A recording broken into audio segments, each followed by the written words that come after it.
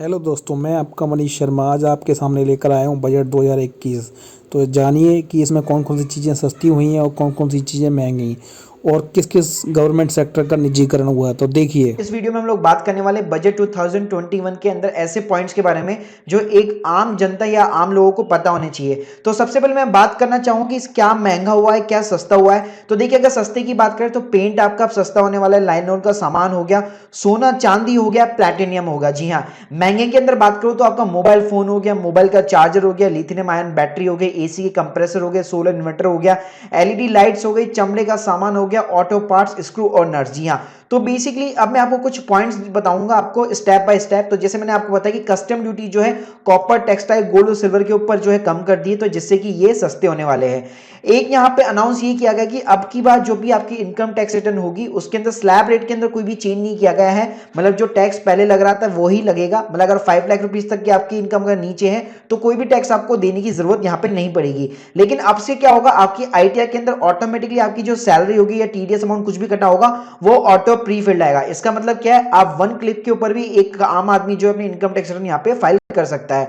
उसके बाद में एफएम ने अनाउंस किया अफोर्डेबल हाउसिंग प्रोजेक्ट, जिनको यहाँ पे टैक्स ऑलरेडी अवेलेबल कराया है, तो जिससे कि घर लेना अब और आसान हो जाएगा। अब मैं बात करूंगा टैक्स ऑडिट लिमिट की, जो कि बिजनेस के लिए होती थी। तो पहले ये ऑडिट करानी पड़ती थी चार्टर्ड अकाउंटेंट से, वो लिमिट अब इंक्रीज करके हो गई है 5 करोड़, जिसमें अगर किसी का भी बिजनेस का अगर 95% जो ट्रांजेक्शन है अगर वो डिजिटल मोड में है तो अगर उसका 5 करोड़ के ऊपर टर्नओवर जाता है तभी उसको ऑडिट करानी जरूरी होगी। अब मैं बात करूंगा यूटी माइग्रेंट वर्कर्स की। तो इन्होंने जो अनाउंस किया था पहले भी, one nation one ration card, जो माइग्रेंट जो वर्कर्स है जो अभी कहीं पे भी चले गए वो भी ये स्कीम जो है कहीं से भी अवेल कर सकते हैं। स्टार्टअप और बिजनेस के लिए मैं बात करूं तो यहां पे इन्होंने ये अनाउंस किया कि जो ओपीसी थी, मतलब 1% कंपनी, वो अब इंकॉर्पोरेट हो सकती है without the limit for the turnover the pad up capital. मतलब आपको कोई भी कैपिटल वगैरह लगाने की जरूरत नहीं है। अगर आप एक सिंगल पर्सन है तो खुद की एक अच्छी खासी कंपनी आप एमसी के साथ में रजिस्टर कर सकते हैं। और यहां पे इन्होंने एनआरआई को भी जो है अलाउ कर दिया कि वो भी अपनी कंपनी इंडिया के अंदर यहां पे आसानी से विदाउट कोई डायरेक्टर के सेटअप यहां पे कर सकते हैं।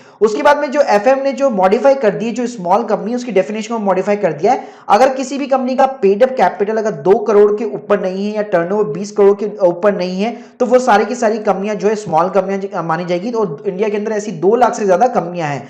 एफएम ने जो है 1000 करोड़ रुपए सोलर को जो है यहाँ पे ग्रांट किए, तो जिससे कि जो सोलर एनर्जी की जो सेक्टर है उसमें ऑब्वियसली यहाँ पे ग्रोथ पॉसिबल है। उसके बाद में एफएम ने यहाँ पे बेसिकली 35,000 करोड़ जो है मैन्युफैक्चर दिए, जो कोविड-19 की जो वैक्सीन जो बना रहे हैं अभी यहाँ भी जो इंडिया के अंदर जो 2 लैब बना रही है उसको 35,000 करोड़ यहाँ पे अलॉट किए गए हैं उस वैक्सीन को बनाने के लिए। साथ में यहाँ पे जो बूढ़े लोग हैं यहाँ पे एक अच्छी खासी ये सलाह दी गई कि उनको इनकम टैक्स रिटर्न फाइल करने की जरूरत नहीं है। जी हाँ। तो जिनकी भी 75 से ज्यादा की एज है उनको अब रिटर्न फाइल नहीं करनी पड़ेगी अगर उनकी इनकम सिर्फ पेंशन और इंटरेस्ट से आती है तो। उसके बाद में 1000 करोड़ रुपए असम और बंगाल के जो टी वर्कर्स है उनको अलॉट किए गए हैं।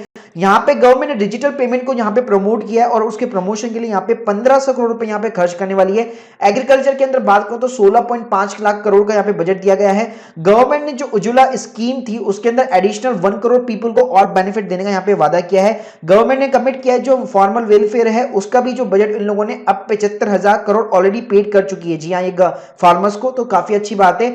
इस साल एक और इंटरेस्टिंग बात है कि एलआईसी का यहाँ पे आईपीओ आने वाला है। जी हाँ। तो अब आप जम के एलआईसी के यहाँ पे शेयर खरीद सकते हैं। पब्लिक सेक्टर कंपनी है और बेसिकली अगर माना जाता है इसको इंडिया के अंदर सबसे बड़ा एम्प्लॉयर एलआईसी को ही यहाँ पे माना जाता है। अगर मैं बात करूं पब्लिक सेक्टर बैंक की तो यहाँ पे 20,000 करोड़ रुपए दिए गए हैं उनको। साथ में जम्मू एंड कश्मीर के अंदर गैस पाइपलाइन का एक प्रोजेक्ट स्टार्ट किया जा रहा है। पावर सेक्टर की बात करो तो 3.5 लाख करोड़ उनको भी अलॉट किए गए हैं। इंडियन रेलवे की बात करो तो 1.10 लाख करोड़ यहाँ पे अलॉट किए गए हैं। इसके साथ में बहुत ही इंटरेस्टिंग यहाँ पे पॉलिसी आ गई है, व्हीकल स्क्रैपिंग पॉलिसी। इसका मतलब क्या है, अभी तक जो भी हमारी पैसेंजर जो पर्सनल कार्स होती थी उनके लिए बेसिकली यहाँ पे फिटनेस सर्टिफिकेट लेना पड़ता था लिमिट के बाद में, तो अब ये लिमिट यहाँ पे 20 ईयर्स हो गई है।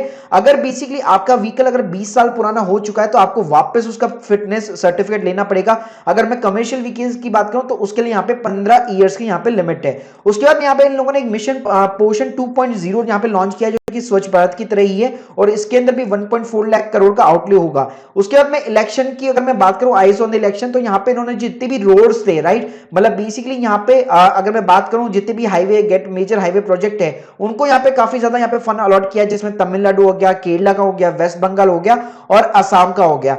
और उसके बाद में बात करूंगा 7th पॉइंट, तो अब यहाँ पे क्या हो गया कि गवर्नमेंट नेशनल मॉनिटाइज करने जा रही है pipeline of the potential assets. इसका मतलब क्या है, जो एनएचआई है, जो पीजीएल है, इंडियन रेलवे से, एयरपोर्ट है, वेयर हाउस है या स्पोर्ट के जो स्टेडियम है, उनको प्राइवेट सेक्टर को अलॉट किया जा सकता है क्योंकि उनको यहाँ पे पैसे कमाने हो सकते हैं। उसके बाद मैं बात करूं कि डीएफआई रिफॉर्म, तो यहाँ पे क्या किया गया है, यहाँ पे जो भी लॉन्ग टर्म प्रोजेक्ट होते हैं, गैस स्टेशन प्रोजेक्ट होते हैं, उनको फंडिंग के लिए यहाँ पे एक फंड यहाँ पे अलॉट किया गया है। यहाँ पे एक और अच्छा गवर्नमेंट रूल लेके आई है बैड बैंक्स का। जी हाँ, इसका मतलब क्या है बेसिकली कि अभी तक आपने देखा होगा कि कोई भी आप फ्रॉड करके इंडिया से बाहर चला जाता था बैंक से लोन लेके, लेकिन अब इन बैड लोन्स की जो बैंक्स होती है उनको रिफॉर्म करने के लिए गवर्नमेंट ने यहाँ पे एक अच्छा खासा फाइनली एक असेस रिकंस्ट्रक्शन कंपनी स्टार्ट की है। तो जो भी बैंक ऐसी हालत में होगी उसको यहाँ पे रिकवर कर लेगी। उसके बाद में मैं बात करूं कि यहाँ पे हेल्थ को भी यहाँ पे बहुत ही अच्छी प्रायोरिटी सेक्टर दिया गया है क्योंकि कोविड-19 था, जिसकी वजह से बजट है हेल्थ का वो 137% जो है बढ़ा दिया गया है as compare to last year. जी हाँ, और कोविड-19 वैक्सीन के लिए भी काफी अच्छा यहाँ पे बजट अलॉट किया गया है। उसके बाद में यहाँ पे ग्रोथ पे फोकस किया है।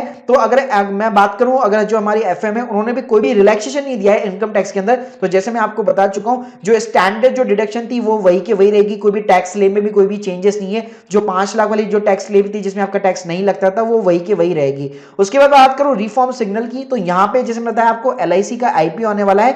इसके साथ में जो इंश्योरेंस सेक्टर है उसमें भी एफडीआई को इंक्रीज करके 74% कर दिया गया फ्रॉम द 49%। और लास्ट एंड एंड पॉइंट, जैसे मैंने बता चुका हूं आपको कि जो एक्सपेंडिचर जो बजट होता है बेसिकली हर साल, इस बार जो है 4.12 लाख करोड़ की लास्ट ये था और इस बार ये हाइक करके 34% और हाइक कर दिया गया है, जो अब हो गया 5.54 लाख करोड़ इन 2021 एंड 22।